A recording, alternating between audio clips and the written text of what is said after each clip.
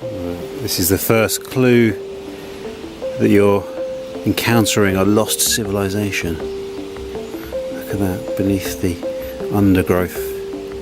The remains of what exactly? My dear old friend, the River Lea.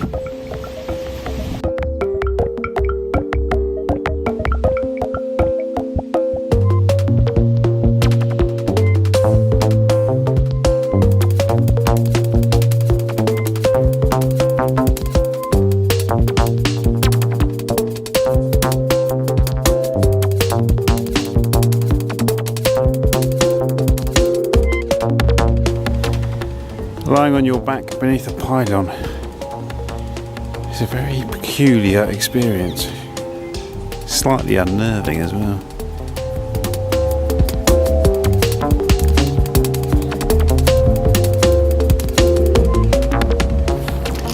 This is the first evidence of ritualistic behaviour that we're going to see in the Lea Valley. Someone lighting a bonfire directly underneath a pylon, performing some sort of ritualistic pylon worship.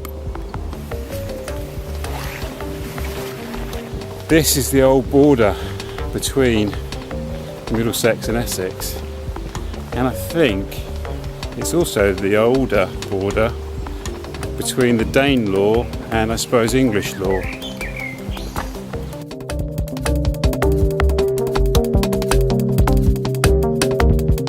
The second indicates that you're entering a sacred territory.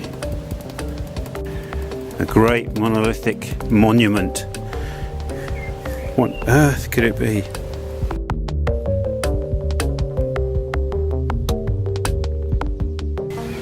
So this is the old Middlesex Filter Beds. The filter beds were built in the 1850s, I think.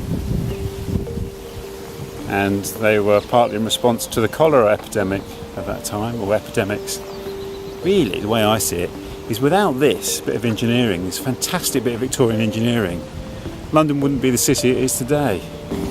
It really is laid out like an ancient temple complex. It reminds me of places like Borobudur or Angkor Wat, the remains of a great lost civilization.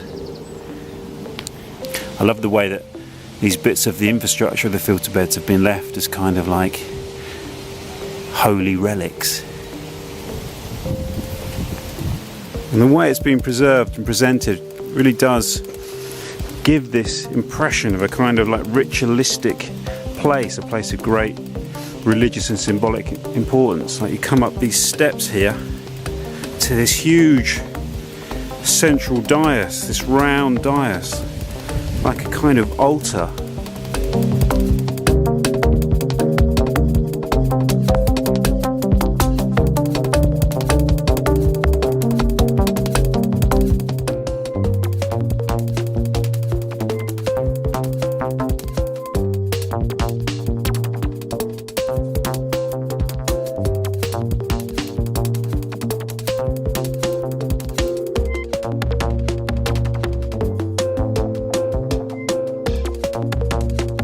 And these filter beds, one of the great feats of Victorian engineering. And of course, the name Middlesex Filter Beds is also a bit of a relic, isn't it? Because Middlesex doesn't actually exist anymore. It's 50 years ago this year that Middlesex ceased to exist as a municipal entity.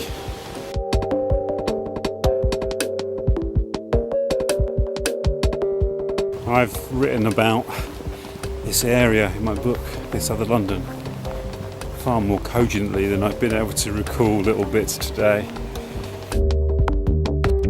This is an incredibly ancient landscape, even though I'm stood on the remains of the old pitch and putt. But it's very rich in history. It tells us a lot about who we are and how we came to be here.